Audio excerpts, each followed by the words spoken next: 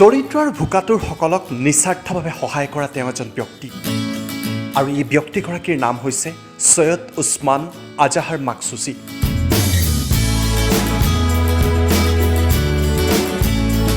হায়দৰাবাদৰ এই ব্যক্তিগৰাকীৰ মহানুভৱতাৰ কাহিনী শুনিলে আপোনাৰো এখেতক শ্ৰদ্ধা কৰিবলৈ মন যাব, কিয়নো প্ৰতিদিনে প্ৰায় 1500কৈ লোকক বিনামূলীয়াকৈ খাদ্যৰ যোগান ধৰি আহিছে এইগৰাকী সমাজকৰ্মীয়ে, আৰু তাৰে এয়া কিছু দৃশ্যাংশ।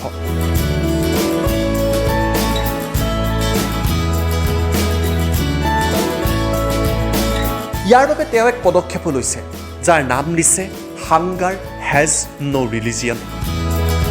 এই পদক্ষেপৰ জৰিয়তে বিগত 10টা বছৰে এই মানৱ সেৱা কৰি আহিছে হায়দৰাবাদৰ এইগৰাকী ব্যক্তিয়ে। সৈয়দ উছমান আজাহাৰৰ এই পদক্ষেপক স্বীকৃতি প্ৰদান কৰিছে ব্ৰিটিছ চৰকাৰে। ব্ৰিটিছ চৰকাৰে সৈয়দক সন্মানিত কৰিছে কমনৱেলথ পইণ্টছ অৱ লাইট এৱাৰ্ডেৰে। ব্ৰিটিছ চৰকাৰৰ এই সন্মানক লৈ অভিভূত হৈ পৰিছে এইগৰাকী সৈয়দ। হায়দৰাবাদত প্ৰায় 10 বছৰ পূৰ্বে লক্ষ্মী নামৰ মহিলাগৰাকীক সহায় কৰাৰ পৰাই তেওঁ এই কাম আৰম্ভ কৰিছিল। লক্ষ্মী নামৰ এগৰাকী মহিলাই পদপথত এখন ফ্লাইঅভাৰৰ তলত পৰি আছিল। সৈয়দ যেতিয়া তেওঁৰ কাষলৈ যায়, মহিলাগৰাকীক সোধে, তেতিয়া মহিলাগৰাকীয়ে কয় তেওঁ বহুদিন ধৰি ভালকৈ খাব পোৱা নাই। মহিলাগৰাকীক সৈয়দে আপ্যায়ন কৰে, আৰু ইয়াৰ পাছতেই সৈয়দৰ মনলৈ এটা ধাৰণা আহে যে ভোকৰ কোনো ধৰ্ম নাথাকে। ভোকাতুৰ লোকসকল যি ধৰ্মৰে নহওক কিয় তেওঁলোকে ভোকত জীৱন নিৰ্বাহ কৰিবলগীয়া হয়, আৰু সেইবাবেই hunger has no' religion initiative আৰম্ভ কৰিলে এইগৰাকী সৈয়দে। এই চিন্তাৰে সৈয়দে আৰম্ভ কৰিলে মানৱ সেৱা। আজিও সৈয়দে বিভিন্নজনক সহায় কৰি আহিছে।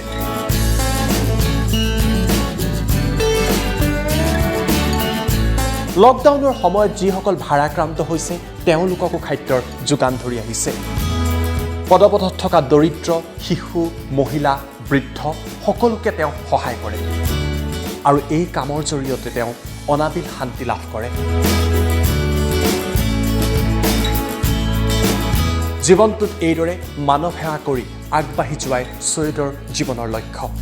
এইগৰাকী সৈয়দৰ এই মহানুভৱতাক আৰু তেখেতৰ কৰ্মক আমিও চেলুট জনাইছোঁ।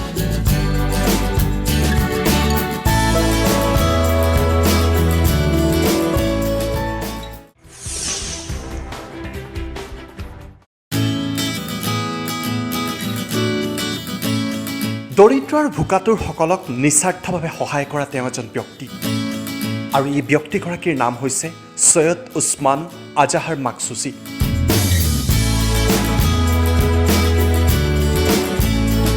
হায়দৰাবাদৰ এই ব্যক্তিগৰাকীৰ মহানুভৱতাৰ কাহিনী শুনিলে আপোনাৰো এখেতক শ্ৰদ্ধা কৰিবলৈ মন যাব, কিয়নো প্ৰতিদিনে প্ৰায় 1500কৈ লোকক বিনামূলীয়াকৈ খাদ্যৰ যোগান ধৰি আহিছে এইগৰাকী সমাজকৰ্মীয়ে, আৰু তাৰে এয়া কিছু দৃশ্যাংশ।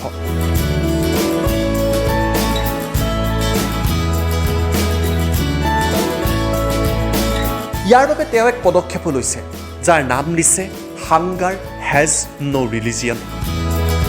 এই পদক্ষেপৰ জৰিয়তে বিগত 10টা বছৰে এই মানৱ সেৱা কৰি আহিছে হায়দৰাবাদৰ এইগৰাকী ব্যক্তিয়ে। সৈয়দ উছমান আজাহাৰৰ এই পদক্ষেপক স্বীকৃতি প্ৰদান কৰিছে ব্ৰিটিছ চৰকাৰে। ব্ৰিটিছ চৰকাৰে সৈয়দক সন্মানিত কৰিছে কমনৱেলথ পইণ্টছ অৱ লাইট এৱাৰ্ডেৰে। ব্ৰিটিছ চৰকাৰৰ এই সন্মানক লৈ অভিভূত হৈ পৰিছে এইগৰাকী সৈয়দ। হায়দৰাবাদত প্ৰায় 10 বছৰ পূৰ্বে লক্ষ্মী নামৰ মহিলাগৰাকীক সহায় কৰাৰ পৰাই তেওঁ এই কাম আৰম্ভ কৰিছিল। লক্ষ্মী নামৰ এগৰাকী মহিলাই পদপথত এখন ফ্লাইঅভাৰৰ তলত পৰি আছিল। সৈয়দ যেতিয়া তেওঁৰ কাষলৈ যায়, মহিলাগৰাকীক সোধে, তেতিয়া মহিলাগৰাকীয়ে কয় তেওঁ বহুদিন ধৰি ভালকৈ খাব পোৱা নাই। মহিলাগৰাকীক সৈয়দে আপ্যায়ন কৰে, আৰু ইয়াৰ পাছতেই সৈয়দৰ মনলৈ এটা ধাৰণা আহে যে ভোকৰ কোনো ধৰ্ম নাথাকে। ভোকাতুৰ লোকসকল যি ধৰ্মৰে নহওক কিয় তেওঁলোকে ভোকত জীৱন নিৰ্বাহ কৰিবলগীয়া হয়, আৰু সেইবাবেই hunger has no' religion initiative আৰম্ভ কৰিলে এইগৰাকী সৈয়দে। এই চিন্তাৰে সৈয়দে আৰম্ভ কৰিলে মানৱ সেৱা। আজিও সৈয়দে বিভিন্নজনক সহায় কৰি আহিছে।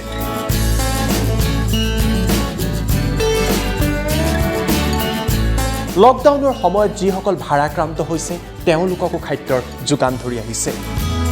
পদপথত থকা দৰিদ্ৰ, শিশু, মহিলা, বৃদ্ধ সকলোকে তেওঁ সহায় কৰে আৰু এই কামৰ জৰিয়তে তেওঁ অনাবিল শান্তি লাভ কৰে। জীৱনটোত এইদৰে মানৱ সেৱা কৰি আগবাঢ়ি যোৱাই ছৈয়দৰ জীৱনৰ লক্ষ্য। এইগৰাকী ছৈয়দৰ এই মহানুভৱতাক আৰু তেখেতৰ কৰ্মক আমিও চেলুট জনাইছোঁ।